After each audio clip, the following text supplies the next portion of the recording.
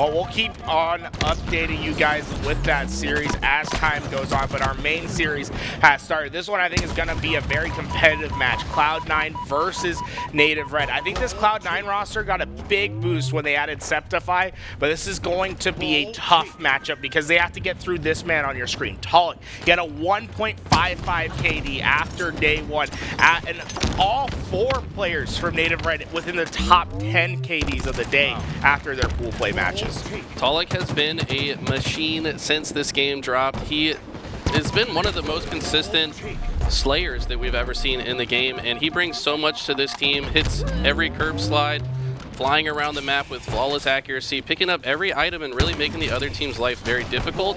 If he's able to keep up that pace, this is going to be very hard for Cloud9.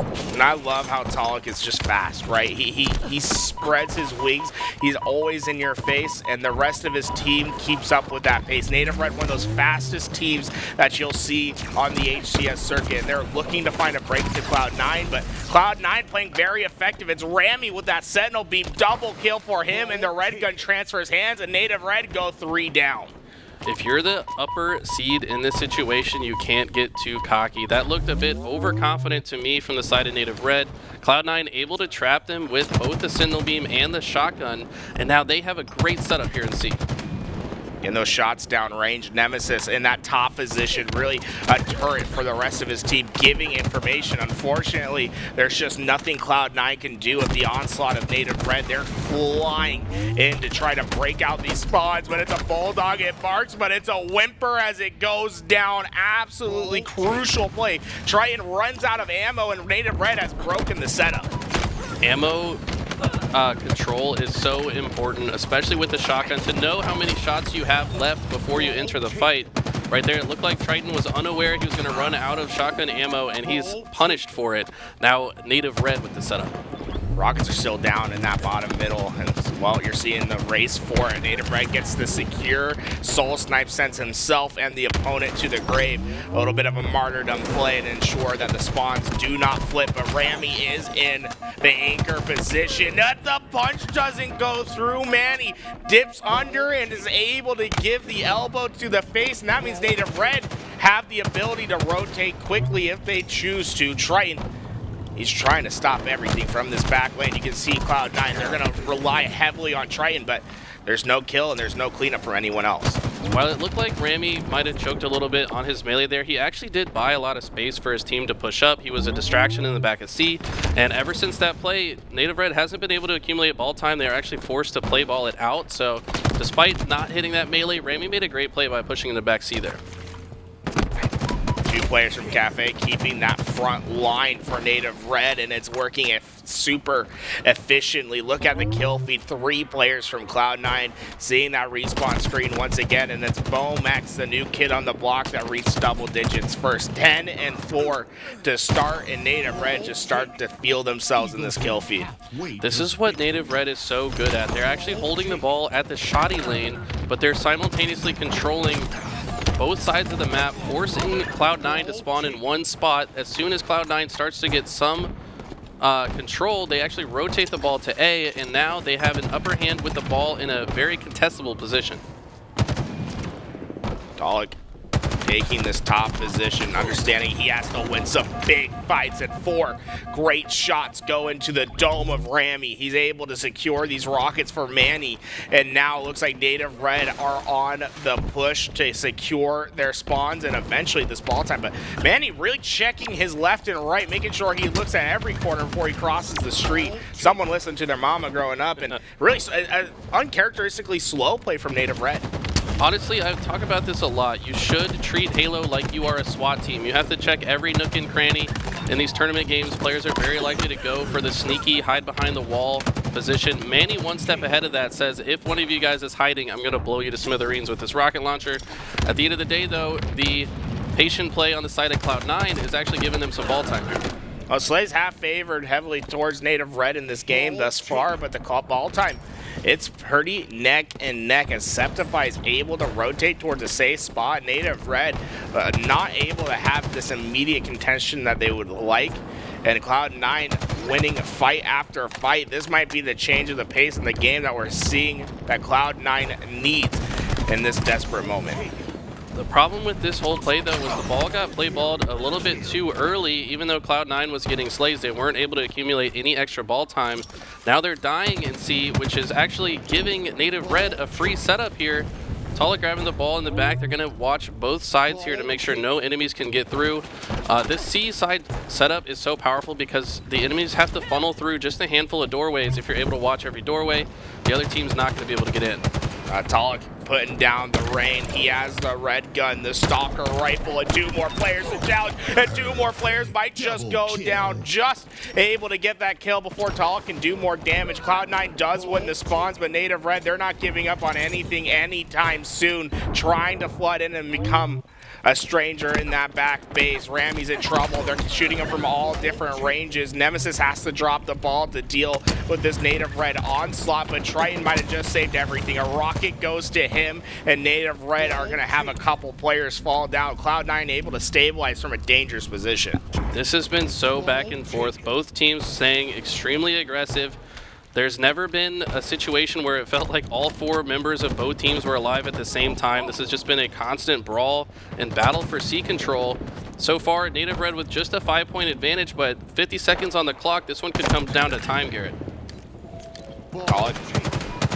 He has player after player coming towards him, and he will take players to the respawn screen every time. So proficient at ensuring that he wins his one-on-ones, never takes a challenge that he doesn't believe he can win, and it reflects in that kill to death ratio. 13 and 6 thus far in this game. Double positive. You can see why he's the top slayer so far at HCS Arlington. Yeah, but let's look at the other side. My man Rammyy putting up big numbers, 17 kills, 11 deaths. I think that Rammyy is one of those players that if he's on, the team is on, because he can make such an impact on the map. He's a very good teammate. He's probably feeling himself, making some play calls along the way, and love to see that out of the young phenom that is Rammyy.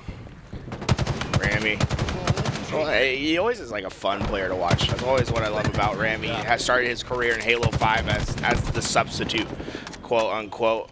And it will be a round 1 win for Cloud9 and the rest of Rammyy, able to secure that lead and then milk that rest of the time away. And really, I've been very impressed with Rammyy. It feels like he had to get knocked down a little bit, getting dropped off rosters. Unfortunate for him, had to go back to the grind, and right now it seems like he is reinvigorating himself at this major.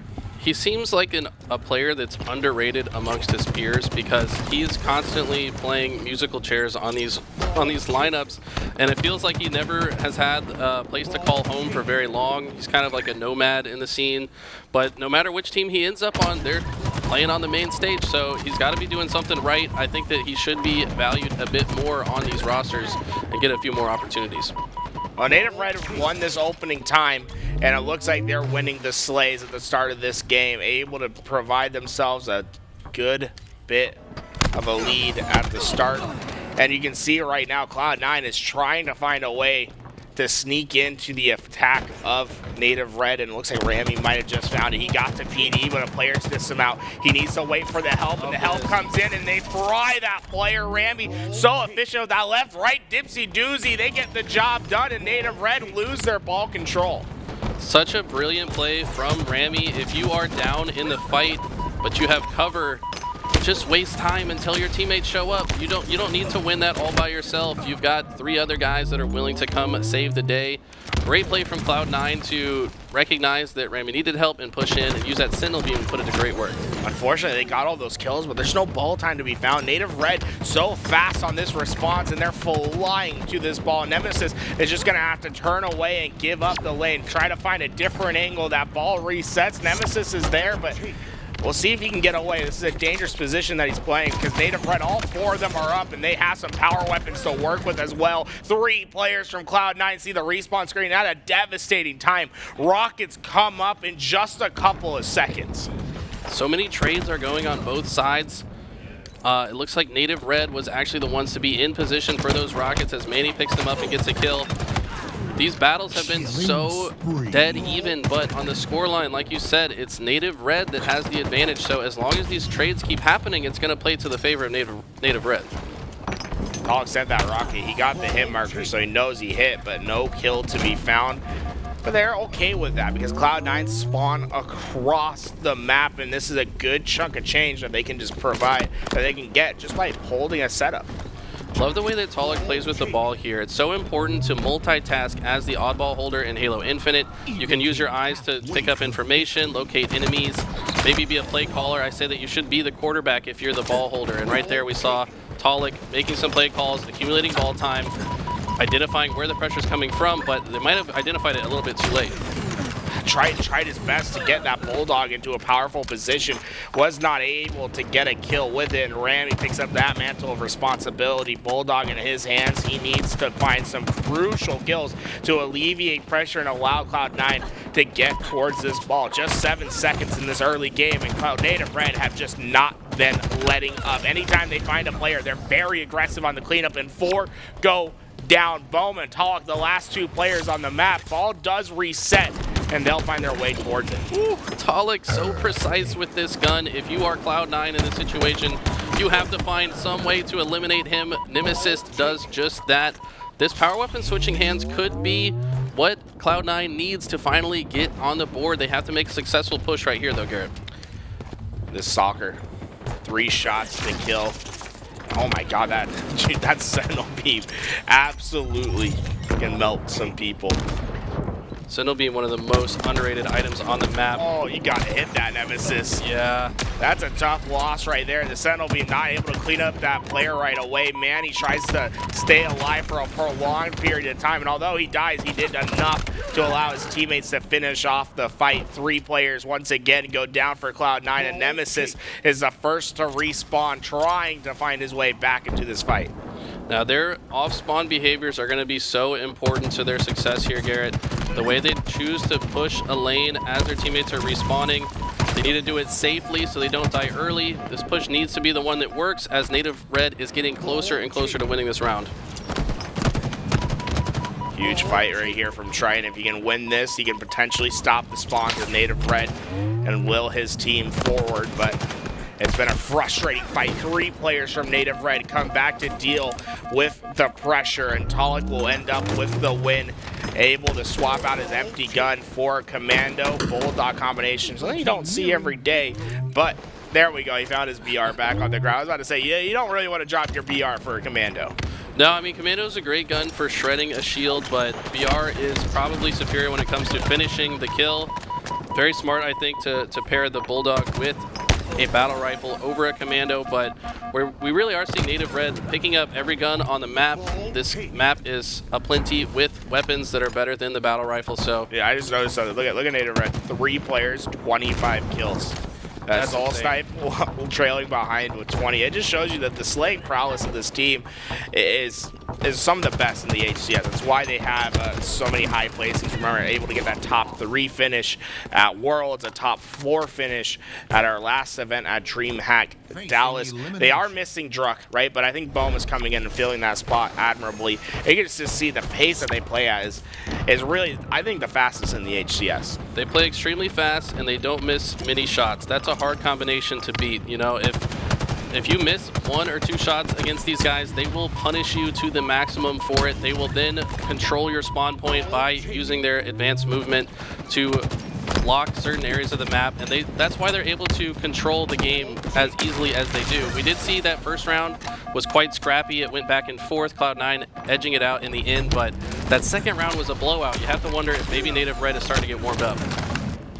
Well, right now, Cloud9 feeling their hurt. 2 players went down, and Nemassist is trying his best. An isolated player at the back, and see he finds the kill and will be able to get some more change for his team with this ball time. And right now, Native Red, they seem to be put on a cycle. They just can't get their numbers together, and Native Red is starting to fall into the trap of Cloud9. Really love these plays. This is what's really going to test Native Red. Yes, they can play fast, but can they slow it down to secure a few kills, get some map control before pushing in to break the setup? And so far, the answer is yes. Oh, Sceptify in the back, though. One of these precise aimers, able to hit shot after shot with that red gun. Love the confidence. Wow. Leaves it to his teammate, says, I'll get some more damage down, and that leads to 3 going down for Native Red. Cloud9 has had control since frame 1 in this round 3. Such efficient gameplay out of Cloud9 in that moment. The Stalker depleting, though, means they're going to have less resources for this next push. They are the team with the advantage to know when it's going to come up next, but I think that deficit in weapons is what's going to ultimately be their demise during this push here. For the first time, Native Red has gotten some ball time in this round 3 and a setup that they can hold. You see Cloud9 spawning across the map, and Manny wants to get right into the face of those spawners. Unfortunately for Native Red, Sceptify got that first kill, but the equalizer from Manny is in. Double kill from Manny. Rockets go into the... Oh no, Rocket's still up for grabs. SoulSnipe's doing his best, but look at the flank from Triton, trying to get those shots downrange. SoulSnipe does survive. Oh, I thought that spike grenade was going to get him. It doesn't go, but just showing how impactful that was. Cloud9 gets away with the Rockets, although Native Red still has this ball set up. Rammyy, he can get a kill at that. Yeah, I think he could have been a little more patient with those Rockets, maybe feeling the pressure a bit here. It is an anxious feeling to hold the rocket launcher. You really don't want to die and give them to the other team. You'd rather at least waste them before you die, but I think he could have afforded to be a bit more patient there. It's been a lot of fighting here. It looked like Cloud9 had an opportunity to get control, but the ball had never been played balled at their previous setup, so that's why it was just sat and see the whole time. Native Red just essentially walking into a house that doesn't belong to them and squatting, and they're now getting even more ball time when it felt like they didn't deserve it. Yeah, unfortunately, I don't think squatters' rights are a thing in Halo. Yeah, it's not going to be a successful strategy in the grand scheme of things. You got to be able to establish your own control, and so far, Native Red are looking to do just that, trying to rotate that ball towards their teammates. But it's a line of defense from Cloud9 over on that B-Valk. They're waiting for someone to come out into the open, and by the time they do, he's just looking the wrong way. I think he was so surprised. Look at it. He did a full 360 looking for players, and then once he got back to his original spot, the player already got away. Yeah, it's so important to kind of just hold an angle sometimes on this map. I mean, that B-rail angle is one of the most powerful positions on the map. You can gatekeep enemies from walking out of C. But on the other side of the map, Sceptify making a huge play here. Sceptify almost got a nasty triple right there. Unfortunately for him, his teammates start to fall down as well. Nemassist takes up the front lines as he looks to find a crucial kill, as the spawn point for Native Red is towards that PD side right now, and he's trying to flip it. Oh, he got both of them one shot, but his own drop shield saves their lives. Cloud9 secures the Rockets, and there's 2 one-shot Native Red players at the back of A. Native Red, this is a tough spot. They're falling down. They all go down. What a horrible turn of events for Native Red. That is so cool to see, that little fight around the A. There's 2 sets of stairs, there's a front and back, there's a bottom and a top. There's so many mind games that you can play in a close tactical scenario, 1-on-1 or 2v2, and right there, Cloud9 coming up on top in the mind game around A. They might get a free setup. Looks like they're correctly predicting these players coming off of the B side. How's it going to play out? Taulek is in the back of A, getting down some shots. SoulSnipe's his long-distance duo, and 3 go down for Cloud9. They got a good chunk of change, but I don't think it's going to be enough to secure this game. Native Red has a stiff, resistant setup over at the back of C. Cloud9's going to have to find a solution. It might just be Rammyy that gets it. The Bulldog shuts him down, and Nemassist falls as well. The power-up control, it might come as 3. SoulSnipe just goes down. Sceptify tries to stay alive, but there's nothing you can do. Boamx finds the kill, and the last player of Cloud9 will join him on the respawn screen. Native Red deals with the push and secures more ball time and will take the lead in this game. Let that be a lesson to all you Plat and Diamond players watching. If you're playing oddball, you don't have to hold hands with the ball guy. You can get kills on the other side of the map. Don't even let the other team get close to your ball guy. As we saw the Shoddy player just locking down an entire lane from Cloud9 to get in. The next play, though, they're able to actually get in and kill the ball player. This could flip the other way, Garrett. Just as quick as Native Red got the lead, it's taken right back from Cloud9, and it's one more push from Native Red. They need to win these gunfights here and now, and they're doing just that. Taulek gets 2. The ball carrier has to drop to deal with them buying important time for his team, and Taulek says, hey, I'm waiting for the cavalry. We're here. Come fight me once again. Players spawn in from PD, and it might just be Taulek's demise. He goes down. Nemassist has position on the ball and the power weapon to go. Stalker rifle with him, but there's a player hiding pushing in C. He needs to find the rat and exterminate. Now Cloud9 able to pick up this ball once again. Just 5 more seconds to get it. It's a desperate push from the red players. They're trying to get in. The ball carrier gets the kill and the win. Cloud9 find game 1. Native Red bleed. Wow, wow, wow. What great control of the map at the end game there. You saw Nemassist with the stalker rifle in C with the oddball right in front of him and only 10 seconds to go. But he understood that his part of that plan was to stay alive with the weapon, bait in players, get down good damage, wait for the cavalry to arrive, and win the game. Yeah, great plays out of Nemassist. Incredible recognition of spawns, right? Because we saw all of those spawners from Native Red come towards Cafe. So he's that first line defense. He has that stalker rifle. Incredible recognition from him. They get the job done. We're at the tail end of this game too. FaZe is up 1-0 in this series. Ascending baseline. It looks like they may be going down 2-0 because FaZe just 2 kills away from securing this game 2 victory. Ascending baseline looking like descending baseline in this series. They are now descending 0-2 in the series. But, I mean, it's not over yet. I think that these guys can find some fire, like we talked about, Envoy full of passion. If they can find a Streets victory and strongholds, that could be the energy that propels them to win the series. Yeah, the problem is when you play with that that momentum, right, with that energy, is when things are going bad, it seems like it's a self-fulfilling prophecy, like things just build on top of itself, and you start to get into that negative mindset. That's where those, I think that's where players like Envoy and players that play with that sort of emotion, I think Spartan's like another similar player. You have to be able to pick yourself back up after you're down 0-2. We'll see if they're able to do that against probably one of the best teams Halo's ever seen, if not the best team that Halo's ever seen. No, you make a great point. The kind of energy-based players, if the energy is not going their way, they can actually make them play worse. Against a team like FaZe, being the powerhouse that they are, it can feel like an impossible mountain to climb. So we'll see if they can maybe dig deep and see if they can play the best Halo they've ever played to come back and win that series, but it's going to be a long journey. Hopping back into this one, man, this was such an incredible game 1 for Cloud9, such an important one. They're going against the #1 seed in their pool.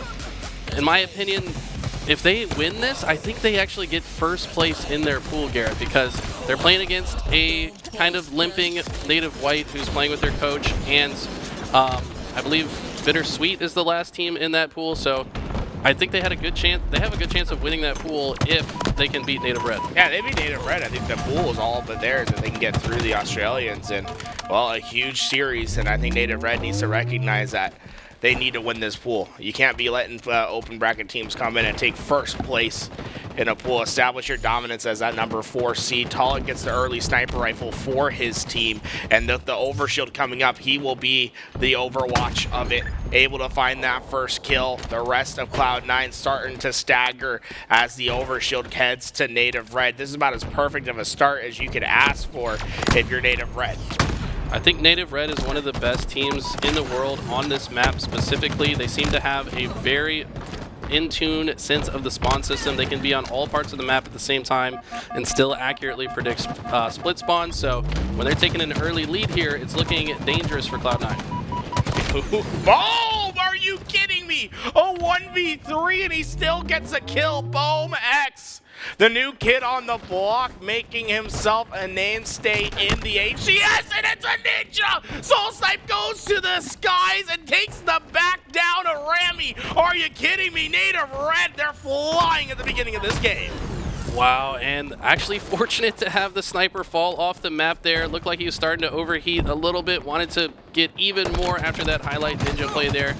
But coming off of the spawn, quite efficient from Cloud9. It's not easy to come off of spawn against a team like Native Red and find your footing, but they're doing a fine job bringing the score within 2, Garrett.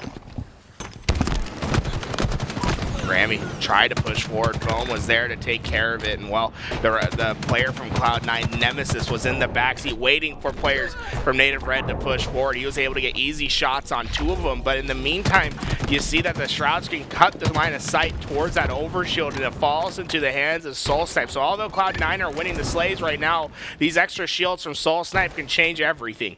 Rammyy and Triton head down to the respawn screen, meaning Cloud9 in a dangerous position, but SoulSnipe not playing playing too aggressive with his overshield. I was a little surprised that they didn't push sooner or harder. Now that they took their time, it's a little bit easier for Cloud9 to play defense, but as I say that, they're getting wiped off the map.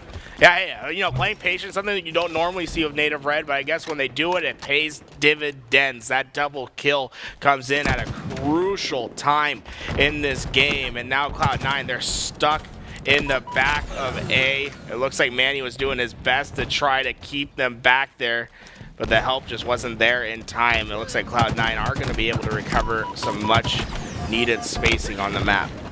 Yeah, Cloud9 getting this sniper could be what they need. I think they need to get him safely to top tower, start watching angles. The thing is, against a team like Native Red that hit all these G-slides, it's going to be hard to catch them walking in the open. You know, they're going to be launching themselves. You see that? Taulek just sliding through an opening. Doesn't give him a chance at all to hit the snipe.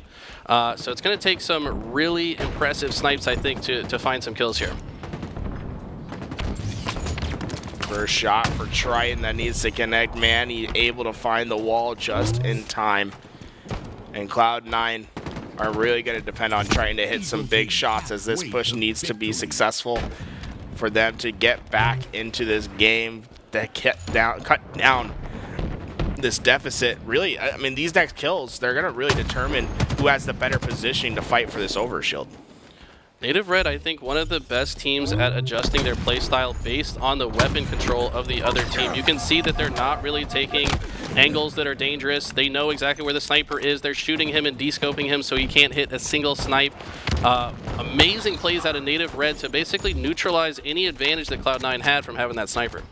And then able to get this overshield. Now you see two players from Cloud9 trapped at the back of A. SoulSnipe sniper misses to the right, but you see a glowing player from Native Red trying to break down the door. Oh, SoulSnipe, the drive-by on the player from Cloud9, and it's a second that goes down at the tunnels. Incredible plays from SoulSnipe. This sniper's starting to heat up, but he's out of ammo. It's just going to be the BR and a teammate for the rest of this cycle. That all started because SoulSnipe had the wherewithal to recognize that no one was watching that left OS side. So instead of pushing in with his teammate through top mid, he backed up, walked down the cuts, and zoomed in. He cuts off the escape routes of Cloud9, finds a beautiful headshot mid-slide. That's very hard to do. Turns around, cleans up the kill on Triton as well. This is getting out of control on the side of Cloud9. Gotcha. What was just a 4-kill lead has now spiraled into 11. Nemassist cuts it down to 9, and Cloud9, they don't have any time to waste. They have to find a solution here and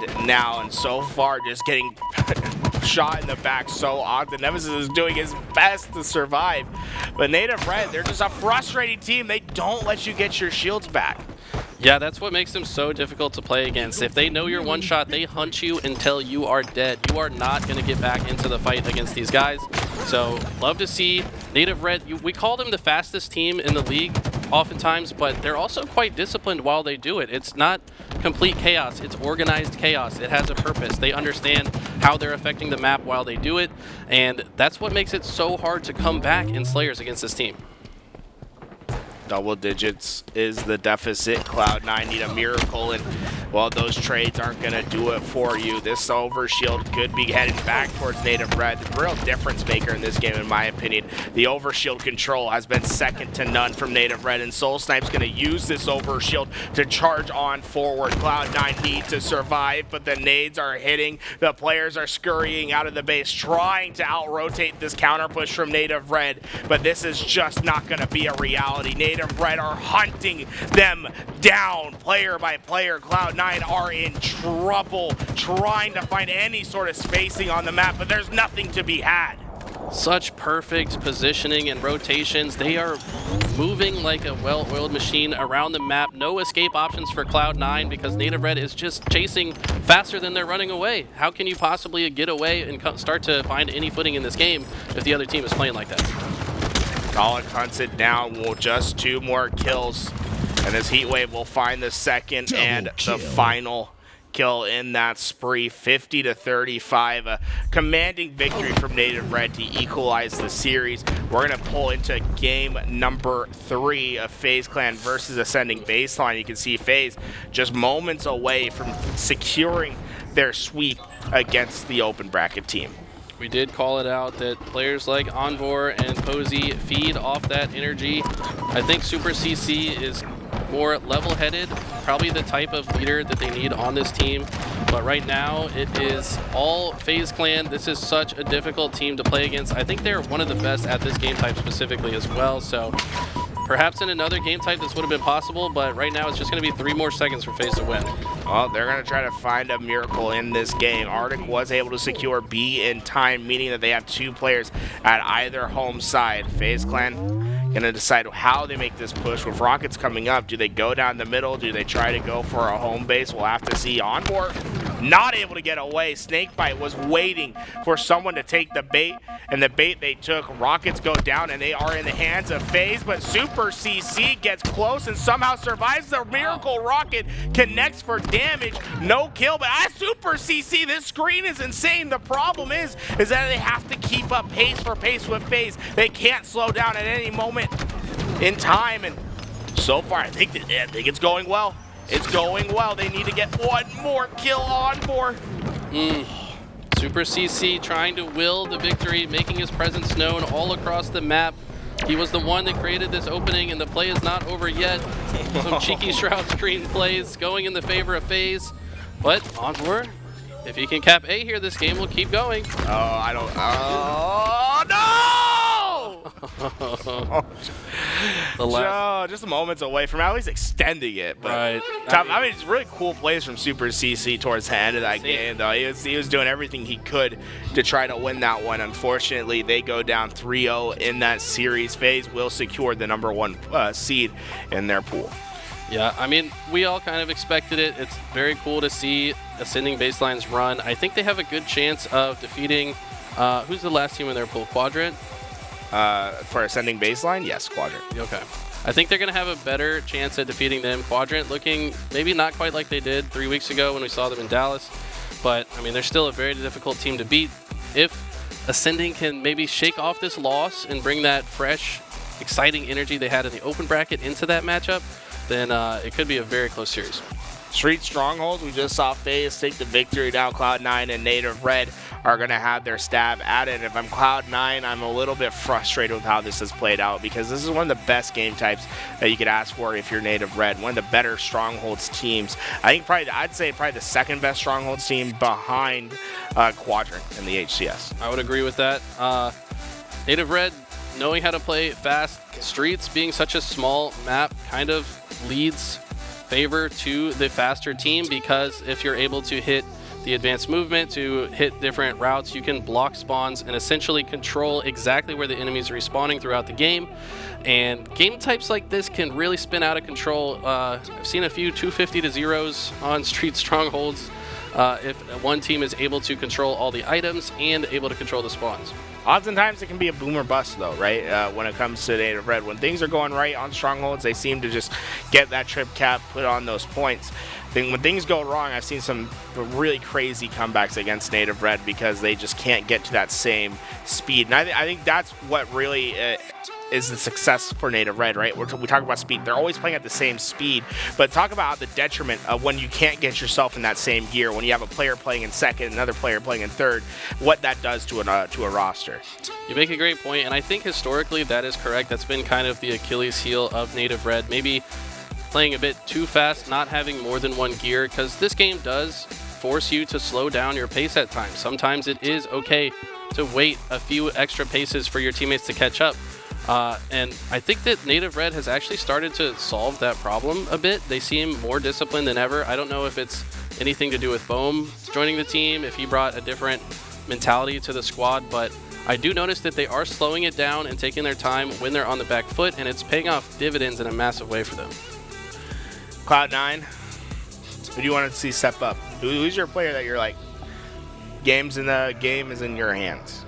I think players like Nemassist need to step up, because Nemassist is one of those players that his ceiling is extremely high. I've seen him play at insane levels of Halo, but the problem is we don't see it all the time from him. If he can figure out a way to bring out that version of himself in a moment like this, that could be the catalyst that their team needs to push them over the edge and actually defeat a team like Native Red. He has to play fast, he has to play smart, he has to take the right angles, and he has to hit his shots. And I think that when he's playing his best, he can be that guy. I think the first time I remember seeing Nemassist in HCS was Halo 5 straight ripping.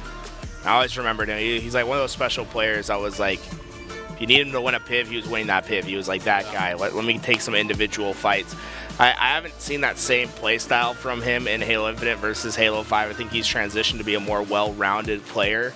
But it's just like I love seeing the progress that you see from players as their career continues. I mean, Native Red, not many of these players were known. The highest placing they had ever gotten was the very last tournament. It was from the players of Druck and SoulSnipe. Druck not on the team right now, but SoulSnipe got that top.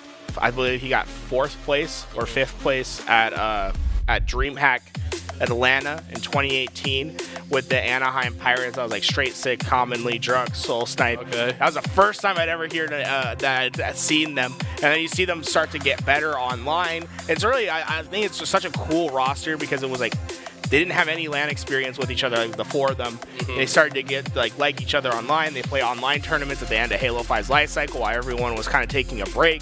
And they just got good, they get better. And then to go from being amateurs to now placing top 3 in their first year together, I think was really a cool rise to stardom. What's really interesting right now is Super CC, who's playing on another team now. He was part of that group with the early KCP roster, like Taulek, SoulSnipe, Druck, and Manny. They were all kind of like laning together, and they just played. They're money matching each other, and I feel like they kind of created like a little hyperbolic time chamber for them all to just get really good, really fast. Lots of passion and energy from that group of players, and they actually ended up winning one of the very last Halo 5 online tournaments before Halo Infinite came out. And yeah. Little fun fact, I was heavily involved with the initial G1 roster, and I was looking around for players, and I wanted to pick them up, but Kansas City Pioneers beat me to the punch. So, yeah, I mean, I've had my eye on these guys for a long time, and I feel like they've only grown over the last couple of years of Halo Infinite. They're really starting to figure out all the nuts and bolts of this game, and they're very good at it. Yeah, this is a roster that, this is actually the longest standing roster in the HCS right now. There was a little stint where, was it Super CC that played instead of Manny for a couple weeks, and they're like, King Nick, actually. Oh, yeah, it was King Nick, yeah. So they had King Nick for a little bit. They're like, this isn't it. Manny's the glue. They go back. They find that top 3 finish. But these guys have been teaming since 2018, maybe? Probably like 2019, 2020. Okay. But either way, it's cool, right? It's like, I absolutely love to see that from them. And now that FaZe has changed their roster to add Renegade, they are the longest standing roster in the HCS. Right? Well, with Boam in place of Druck, I mean, yeah, I guess it doesn't count anymore. I always forget that Druck's not on the team now. It makes me mad, to be honest. But yeah, those 3, Taulek, SoulSnipe, Manny, have to be one of the longest standing trios for sure.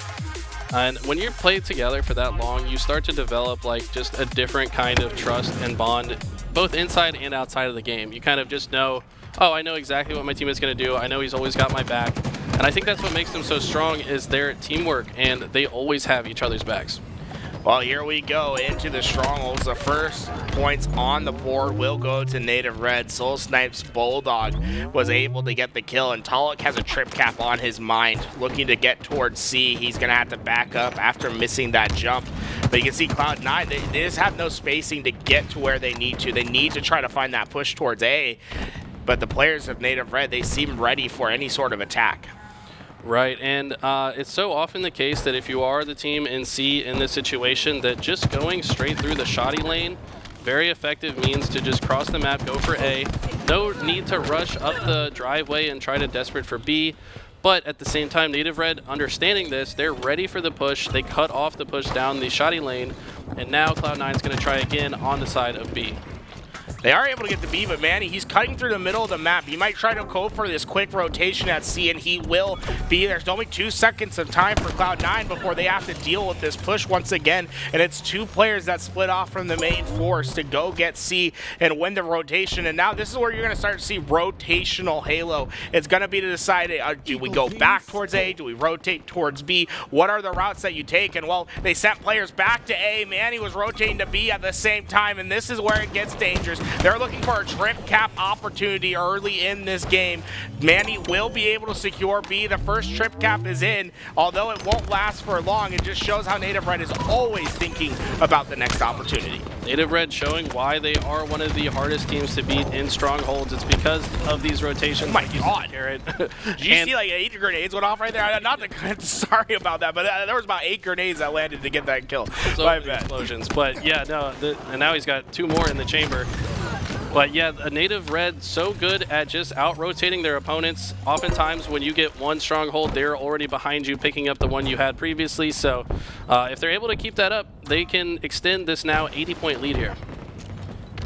You see right now, Boam is playing at the back of A. Triton's coming in for that help, but there's just no help needed. And Cloud9, everyone basically winning individual fights, able to get those kills, and now they're looking to find a trip cap of their own. And Sceptify's lurking at the back of C, trying to bait someone to go for it. But I think Native Red has recognized this. They send a couple players over to go to A, and Sceptify will be able to secure C. That great trip cap opportunity right here for Cloud9. It looks like Sceptify will be able to find this finishing kill. I was actually quite impressed by the way Cloud9 played that. They got 3 dead in quick succession. Whenever you get 3 dead in quick succession, that should be the idea in your head is to, okay, what are we blocking? What are we forcing? Where are we forcing the spawn?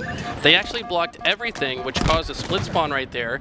They understood that they were creating a split spawn scenario. They isolate the kills on both sides of the map, and they don't let Native Red get any kind of footing. A team like Native Red, they need to spawn up together and push together.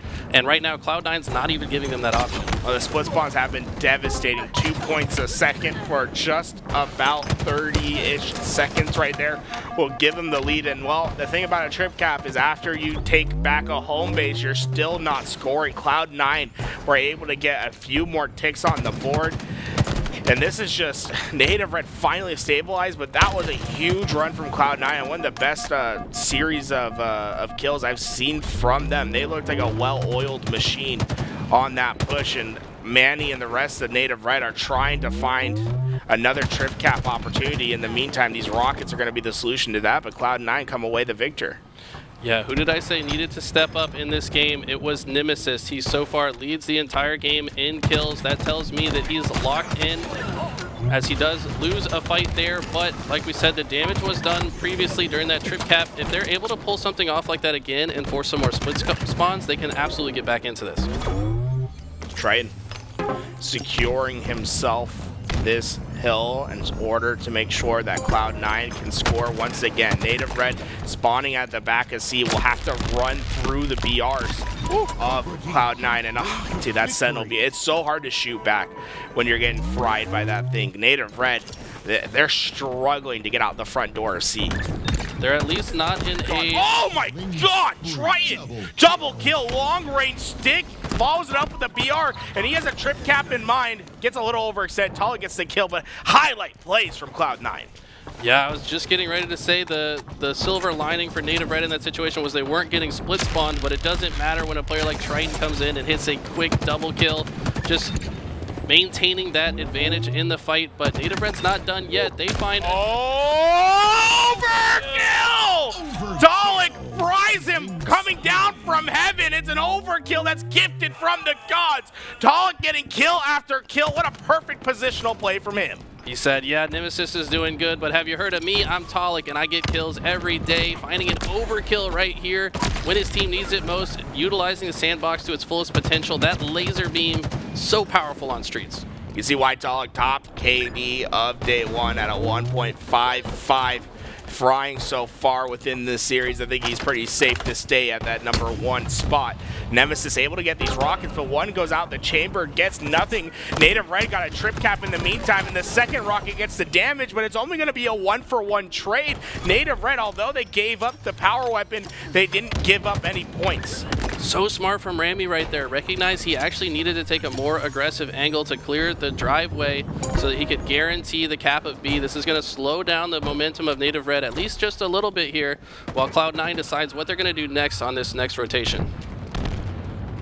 Cloud9 trying to find themselves a home. They'll be able to do so at A. The A-B cross to work with, and Triton, he's waiting, he's trusting his teammates to get these kills so he can look for that trip cap low.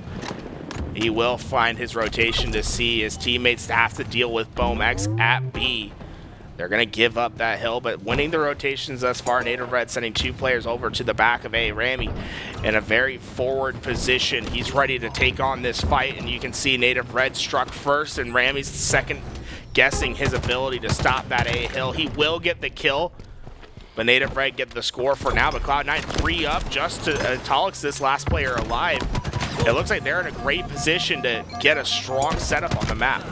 Very smart plays from Rammyy there. He got the call out that there was 3 players at A. Instead of fighting head on in front of A, repositioned to the tires, found a isolated kill at top A, is able to maintain his life for long enough to for Cloud9 to stabilize, and now it's Native Red once again playing on the back foot out of C.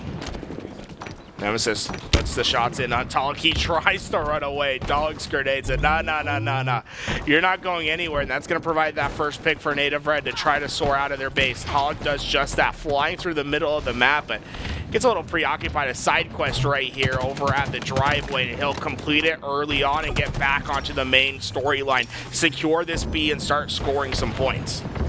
This would be so huge if Cloud9 is able to come into this game with a win, but Taulek is not going to make it easy, holding this position so powerfully at the arcade. As I say that, Rammyy hits a very crucial shot. Securing the rockets is Triton. Oh, what a perfect one. Slides in, hits the player at the top of B stairs, but unfortunately isn't able to stay alive, and there's no real follow-up from Cloud9. Not able to get into this hill. In fact, Manny plays that masterfully, is able to find 2, and Native Red are knocking in on the spawns at Cloud9. Manny's getting aggressive. He wants to force the splits, and they've done just that. This is a devastating effect to Cloud9. There's no help to be found. Oh no, they're still collapsing in on these spawners. Cloud9, they're seeing the night sky. Everything is going wrong for them. It's a trip cap in the late stages of this game. SoulSnipe was actually the most key player in that situation while they pushed the spawners at A. SoulSnipe held ground at C, which forced Cloud9 to spawn in the red room. He is now flanking them and keeping them at bay to win the game. Great plays from Native Red. I'd love to see a replay of the end half of that game and let both of us go through it and dissect how that trip cap came into effect. Really give a shout out to Taulek in that game as well. 23 kills, 14 deaths. He's really showing why he's that primary slayer on that roster. Just a real monster to deal with on the map when he gets himself going, funneling those power weapons to himself so often throughout that game. Great plays from Native Red. Honestly, from both sides, we saw a similar play from Cloud9 about halfway through that game. Came back from an 80-0 deficit to actually a 110-80 lead at one point, but Native Red... He's the only one that went positive. That's insane. The only one that went positive on his team. 5,000 damage. You see Triton doing his best over there with 5,100 of his own, but Taulek was really the X factor this time around for that Native Red roster. That shows the objective efficiency, just simply out-rotating Cloud9. You don't need to get kills if you just freely go walk into a zone and cap it for free. So it kind of shows that despite getting outslayed, Native Red able to get the W based on some big brain plays. Hopefully we can get a recap of the end of that game, but we do have Argyle CTF coming up next, and I've seen every member of Native Red hit some crazy snipes on this map. Yeah, dual sniper maps, always going to be a fun experience when you have a player on your team with the name SoulSnipe. You know, you trust in him to hit some big ones. We'll see if that happens once again. Oh, I love this overkill, right? So. I'll talk about how he's playing that middle position. We'll rewind this after we see the initial overkill. Ooh. God, that looks nice. But talk about how Taulek plays this middle position right here. I absolutely love how he's just taking his front and center in the middle of this fight. So first of all, he knows which way his teammates are pulling the attention of his enemies. He's also hugging this wall very tightly so that he always has an escape route. If he gets shot in the back, he can cut off if he needs to, but he doesn't need to yet. He knows there's a player top A. He rounds this corner quickly. He's backing up right here so the player top A cannot jump down and shoot him. Beams this guy, isolates himself once again from the player at A by tucking behind this wall, comes back. He knows his player's back A that's weak. He hears the call out, finishes the shot, and the only guy left is Triton. to seal the deal. What a sick overkill that was. Oh my, it's just about perfect. It's a great, you can tell that Taulek throughout this entire thing is just listening, right? Yeah. His ability to pick up kills where they're needed. He helps his teammate. Not only does he get that kill on Sceptify, he helps his teammate stay alive and then finds the finishing blow and then the overkill. That's just about as perfect as you can get in that with that overkill. And I think it really showed how proficient they were throughout that game. Taulek was an absolute monster to deal with. A lot of, you know, amateur or like lower ranked players, whatever you want to say, that what they don't understand about what makes some of these players so good is having a mental map in your head of where all the enemies are and choosing to stand in positions to isolate a single opponent one step at a time, right? Like you're keenly aware of where the wall is behind you because you've played on the map so many times. You know that based on where you heard that an enemy is, if you hide behind that wall, you can safely fight another opponent without getting shot in the back. Then you can come back and deal with that player later. So excellent skills getting put on display from Native Red. Wow, Manny's confident. Most of the time you'll see a player sit there, line it up, then try to grab the camouflage. He says, no, no, no. I know exactly what I need to do. Gets that camouflage early on. And although his teammates are falling down, he's going to be able to find some sneaky flanking action here. Spots Nemassist. Doesn't even put the shots in him. He wants to think Nemassist thinks he's safe. But when he tries to go up those stairs, he's going to get those couple shots in, leave it for his teammates. And Manny is on a journey trying to find his way towards this flag, waiting for his teammates to find some crucial kills. Camo does run out, but just the fact that he had it, he was able to come back, basically stave off the push at his own base. It was consequential in the end, but in the future, both teams are going to be looking to use that camo to get clean flagpoles. It is very hard to get significant distance on the flags on this map because some spawn points are actually in the middle of the map if you block everything. So, you know, I'm looking to see the team that gets the grapple control to also get control of camo so they can start getting some easy. Oh my god, Rammyy knew exactly where they were going to come. Use that position as bait. That sniper just goes short, but Rammyy, you can tell he's very aware of what he needs to get done today, but Taulek eventually puts him down into a timeout corner and he'll get the kill. And you can see Native Red and Cloud9 right now. It's really been a blow-to-blow action. No one's, we've seen one flagpole from Cloud9, but it didn't really have many legs to it, as both of these teams are just fighting for map control. Slight resource advantage in the hands of Native Red. We saw Taulek does have a sniper, but Cloud9 seems to have a bead on where he is. If Taulek's able to reposition and get a cheeky headshot somewhere, we might see it flip in their favor, but it's still going back and forth so far. SoulSnipe just able to stay alive as Sceptify knows both of those players' positions, but it's the flank that might cause their demise. Taulek got into that back rank. He was able to find 2 kills because of it. Sniper's in his hands, and he's taken a powerful position at the top half of the map, waiting for these spawners to come in so Taulek can try to hit some crazy shots to pull his team forward. Boam gets out the first trade. The players come, the players fall. Killing spree for Taulek. It might be a double. Rammy's just going to get away with his life. A body shot that was just millimeters away from being a double kill. A great shot from Taulek. He said, this was your vent, it's now my vent, and do not enter it. What a headshot he hits right there. Probably a few pixels away from the headshot on the second player, but we're back to square one. I didn't see who got the last camo, the one that spawned at 10 minutes. It clearly wasn't very consequential, but this sniper is... Oh, triple kill! Sceptify, he's not missing, and he's going to try to continue on. Boam goes down, Manny. And Manny goes down from Rammy's position, but I mean, talk about a clean triple from Sceptify. But it might not amount to anything. That was such a sick play, but if your teammates are dying as you're getting the kills, you don't have enough time to go the distance into that flag and get a clean pull. So, I mean, they still have some numbers in their base. They're still applying the pressure. Can they convert it into a flag cap? Triton spots the one-shot player, gives that information to Rammyy. They clear their base, and now the question is, how do we go on the attack to try and see that player rotate? He hears him. Yeah. He saw the player up top. I think he heard the player up top, but did he see the player that went back towards Snipe? SoulSnipe's position's known. There is a player that's in the back base for Native Red.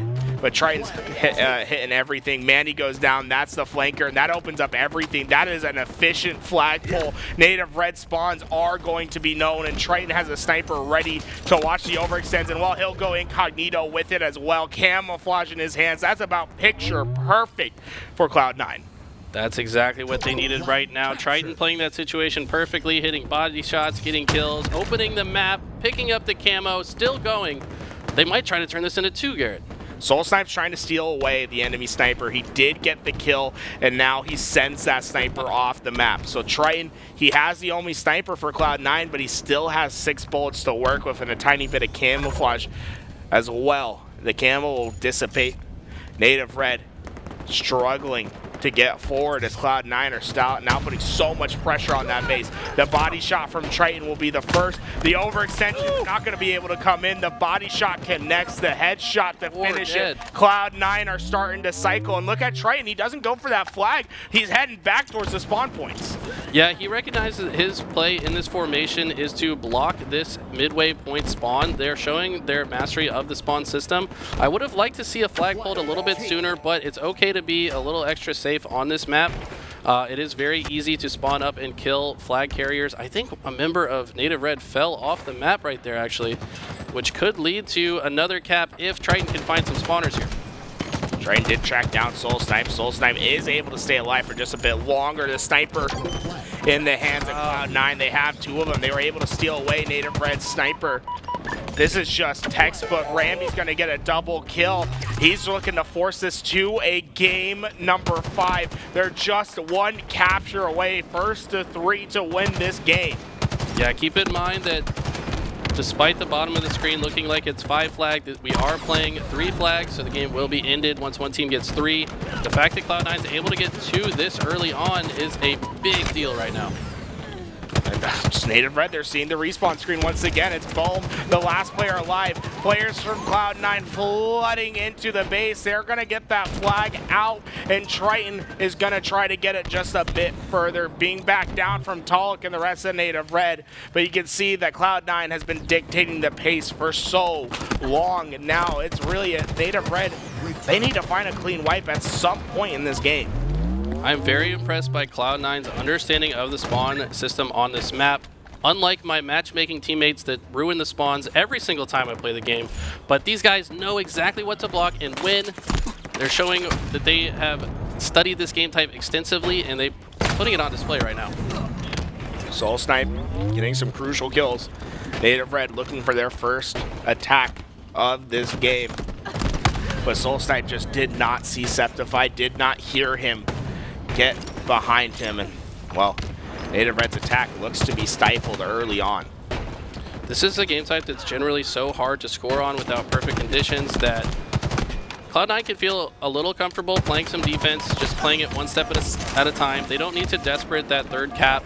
As long as they play efficient defense and don't let Native Red get any significant flag pulls, they could just win this game by running the clock down. The fact that they got 2 already is almost a miracle. It's very hard to get 2 caps on this game type. Sniper falls out of the Manny's hands. Not able to get that kill. And Native Red, they've been knocking on this door, but they just haven't been able to break their way into the home of Cloud9. And instead, Nemassist is taking down the intruders. Wow. He's standing his ground over at top middle, able to get those kills. And now Cloud9, they were on their back foot for just a second, and just as fast as they were on their back foot, they put themselves into an attacking position. A 3rd flag could quickly be on its way if they can find these next couple slays. Great patience from Nemassist. Knew that his teammate was behind him with the sniper rifle. Peeks out at the perfect time to get the body shot. You would have thought maybe he could have thrown that sniper off the map, but I mean, just keeping Native Red in their base is going to make this game very difficult. SoulSnipe's trying his best to find some sort of overextension lane for his team, get them some much needed space on this map, but it's going to come at a tough position. He needs to win this fight. The pre-fire's not going to be enough. Nemassist gets the kill and stops the push from Native Red. 2 players go down, and Native Red will have to try again. The game time starting to play a factor in this game with just under 3.5 minutes in this game. Native Red cannot let opportunities slip by. I think that 2 o'clock camo is going to be something Native Red needs if they're going to come back into this. It's going to be the last camo that spawns unless this goes to overtime, but if they can't get one cap, then there's no chance for overtime. So if I'm the coach of Native Red here, I'm saying this next camo has to be ours. Let's start thinking about getting the grappler so that we can safely get it. But Nemassist all over the map now with 21 kills, Garrett. Native Red, they've been so focused on overextending, they never checked their back base. They allowed 2 players from Cloud9 to get past that 50-yard line. They pull out a flag of their own. Taulek is going to have to play a great game right here at the end if they're going to make this happen. Hits the body shot, but there's no finish. His teammates come in for the help. He's understanding that there's a player over at that PCs, but a flag is being ran. Native Red, if they lose these fights, they lose the game. It's vital that they get this flag away. It's a flag standoff at the moment, but the kills are heading towards Cloud9. Everything is slipping away. Taulek needs to win the fight. Taulek hits the body. It's not going to be enough. The flag is sent back home for Cloud9. But at the same time, Native Reds goes home as it just dissipated over time. No one there to keep that flag going. Honestly, great heads-up awareness from Cloud9 there to pull the other team's flag in a situation like this. The longer a standoff goes, when you're up by 2 caps, the closer you get to the finish line. So they said, you know what? Yeah, they might be getting into our base, but we can get into theirs. Let's just add that extra layer of pressure to make it even more difficult for them to win this game. A Predator in the dark, Nemassist looking to finish this game.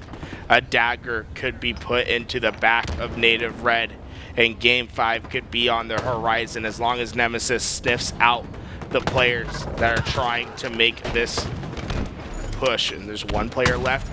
The sniper is going to find the body. Rammyy can clean that up as SoulSnipe goes down. The trade is in. Nemassist looking for the spawners. He finds the first. Manny goes down. Taulek hits the shot to get the kill, but not before he gets tagged up. Just 60 seconds left. Native Red need to find 2 caps in this time. It's looking like it's over to me, Garrett. I said that Native Red needed to get that 2-minute camo to come back into this, but it went in the side of Nemassist. He only kept his foot on the gas to make it that much more difficult for Native Red to find their footing. At this point, Bloodshot? it looked, that might have been observer glitch, but that looked like a Halo 3 Bloodshot right there. Yeah, it really I did. saw the mist. I get them sometimes in this game. They're pretty rare though. It is pretty rare, I will say that, but you know, good old Brian, do you have any of those Halo 3 days? I'd rather not remember that part of the Halo 3 days personally, because that game was very hard to play online sometimes, but that was before we had fiber internet and all this cool stuff we got now. So, but yeah, I mean, really impressed by Cloud9 this game. I felt like those 2 flagpoles were nearly picture perfect. They kind of overslayed. They didn't rush the flagpole. They recognized that they had to get in and kill the enemies one more time before running each of those flags, and it paid off dividends. They're going to a Game 5 here, Garrett. Yeah, I feel like it really shows that it's not really about playing that full 15 minutes. It's about finding the opportunity in those 15 minutes, and Cloud9 capitalized, I think, about the 3 minutes in that game where it was just back-to-back blitz caps. Yeah. No, great stuff there. The sniper game was very impressive on both sides, but it was Cloud9 getting the snipes when it mattered most. I felt like they also had a majority of the sniper rifles throughout the entire game. But the thing is, Garrett, we're going into Aquarius. There's no snipers on this map. Nope, gonna be a heavy BR usage. Just a camouflage, a couple thruster packs. I don't think the commando's that useful anymore. Some people like to pick it up still, I understand. And then the pistol and heat wave that round out the sandbox on this map. Not nearly as explosive as it is on Argyle, where there's just so much to be put into use. Absolutely. Going back into some of these highlights, we're going to see some of the plays right there. That was a sick kill from Taulek.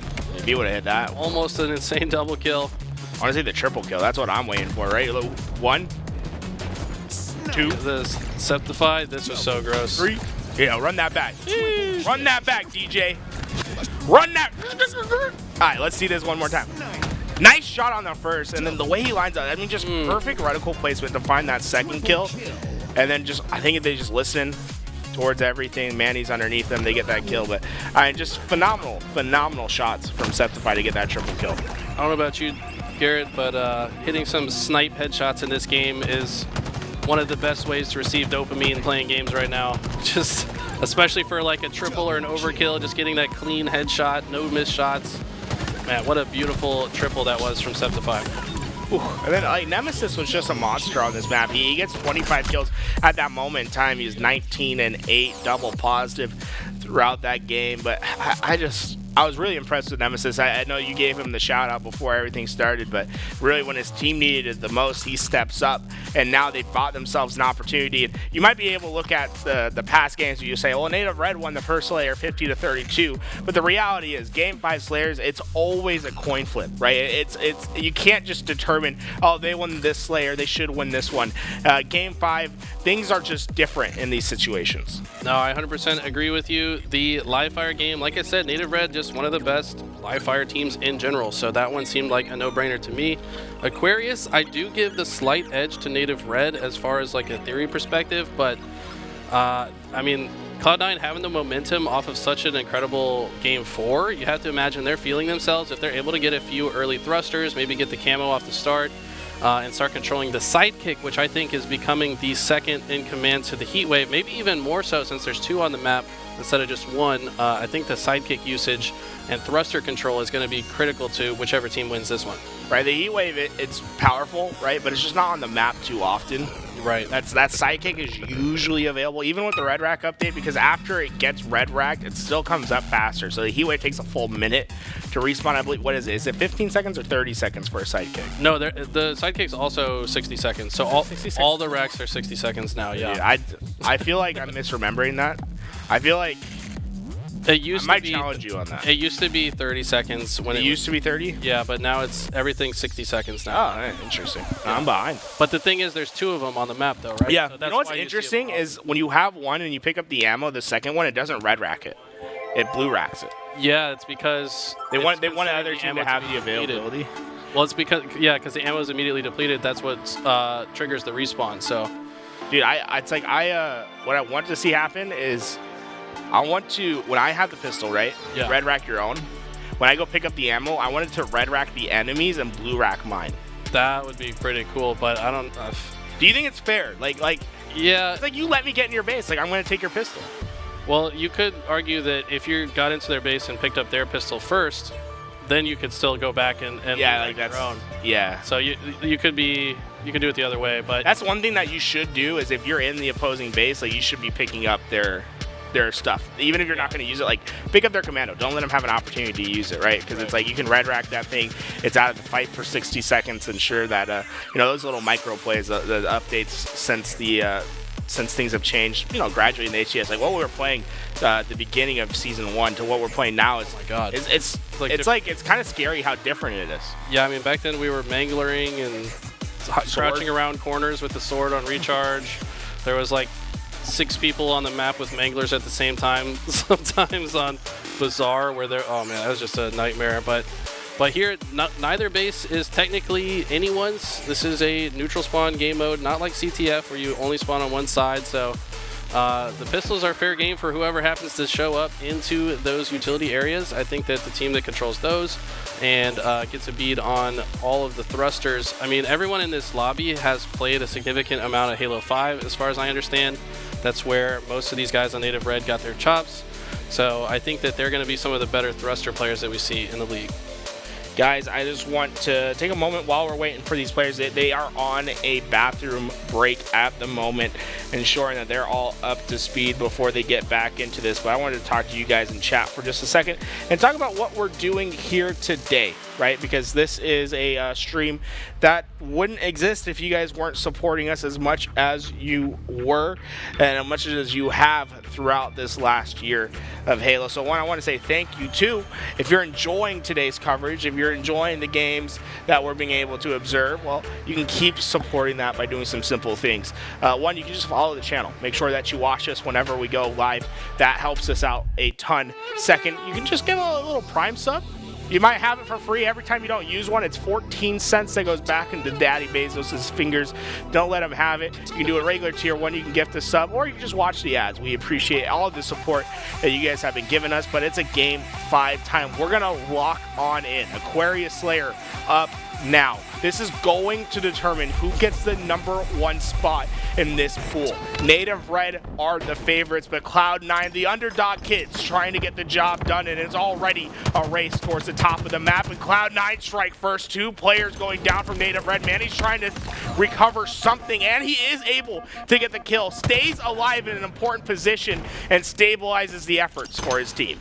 So far, a little bit back and forth, but you're exactly right. The consequences of this game are massive. Whoever wins is very likely to get first in the pool.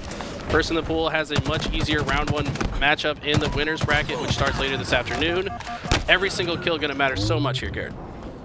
So far, Cloud9 starts off strong. They're going trade for trade. Native Red struggling to get players up at the same time and having their BRs getting the same thing. I think that's a ninja from Sceptify up there. That looked like Batman hanging off the ledge, able to get the beat down on that player from Native Red. And Cloud9 looked to be firing at all cylinders right here at the beginning of this game. Cloud9 showing me that they understand how they have to play against Native Red. They are trapping them in a base. They're ready for them to try to push aggressively out, and they're essentially trapping them into these pushes. They said, you know what, I can just stand my ground. I know that I'm covering all of your escape options, so who cares if you try to push out really fast? I have a teammate to team shoot you with. Great positioning from Cloud9.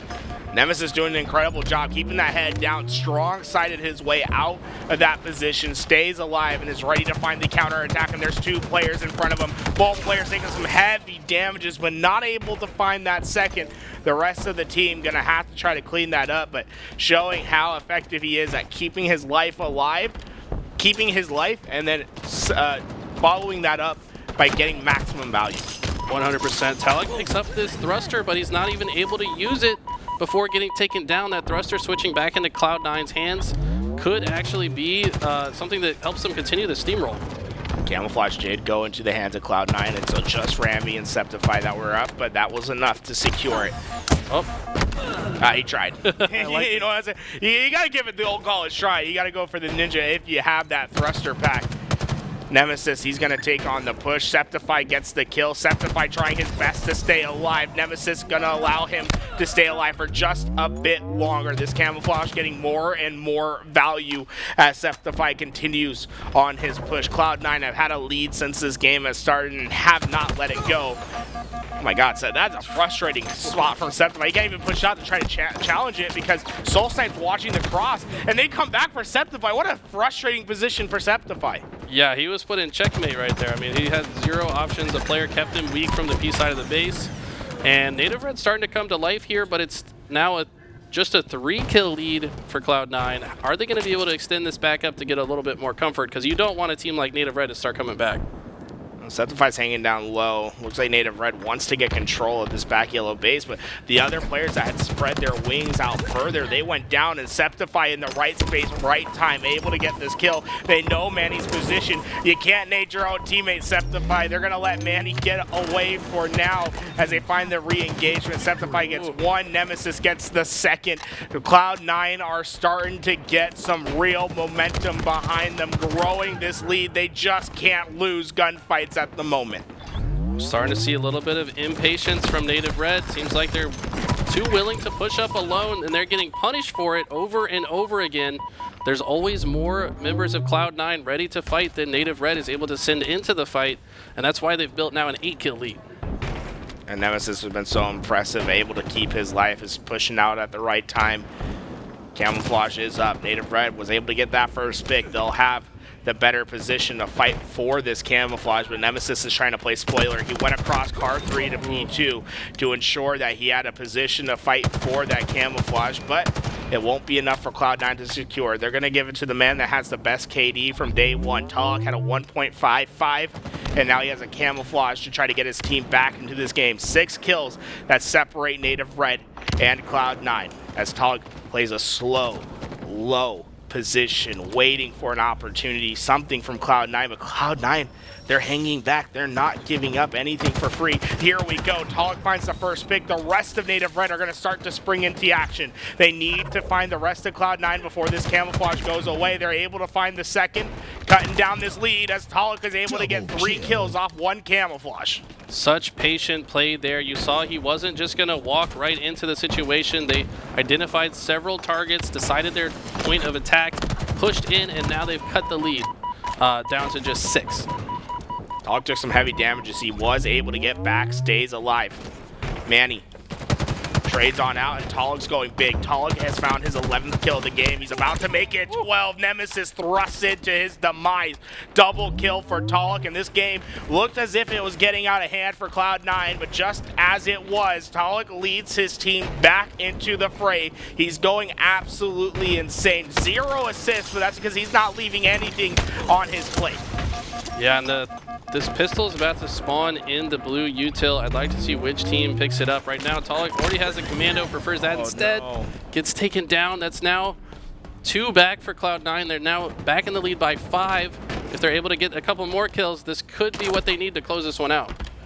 Put as much separation from this native red team as possible as you get into the late game. Rammyy plays down low.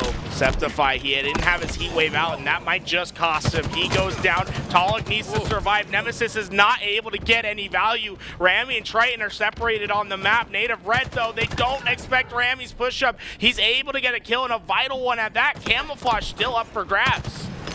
So smart from Native red to isolate. Oh, no! They had 2 2v1s on opposite sides of the map. That's what gave them some control. Rammyy playing spoiler for at least a moment, but Camo's still up.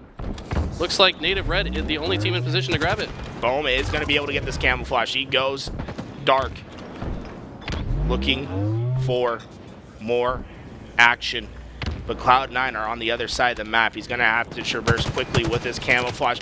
Gets shots down range. They instantly spot him. Has to drop back down, but he finds a killer angle on the Nemassist to back him down. The problem is Native Red's getting all this damage down. They're not getting kills, and this camouflage has about 5 to 10 seconds left. Here we go. This is your last possible engagement. Not able to get the kill, but the damage is in. The rest of Native Red springs into action. They need to find these kills and stay alive. A double kill for SoulSnipe, but his position is well known, and the rest of Cloud9 are trying to capitalize. But Taulek, double kill. He puts them within 2. Cloud9 is losing their grasp on this game. Wow, they're so patient in every camo play we've seen so far. They're just identifying targets, finding the weak point, and then pushing in. Even though they weren't getting kills, they pushed Cloud9 into a corner. But now, looks like Cloud9 able to stabilize a little bit. They still maintain a 2-kill advantage, but if Native Red can keep this isolation play and, you know, get around them here, they could actually spring this into their control. All of Cloud9 now stuck in this base.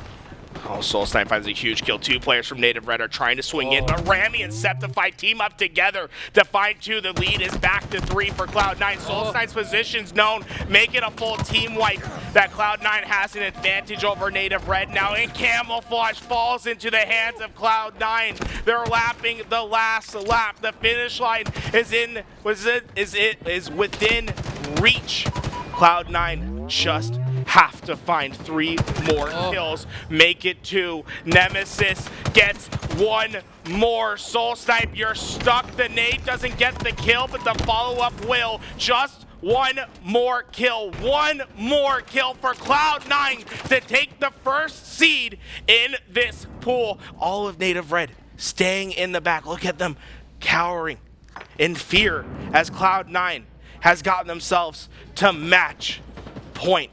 Who will break the camel's back? SoulSnipe's positions known. Nemassist gives that information away. Players from Cloud9 spring into action, try to get the cleanup, but they have no prerogative to push right away. Do not leave a lane. Do not make a mistake. Taulek takes heavy damages. Rammyy comes in. Nemassist gets the kill. Cloud9 has upset the favorite of Native Red and have taken first in their pool as long as they can beat the Australians of Bittersweet.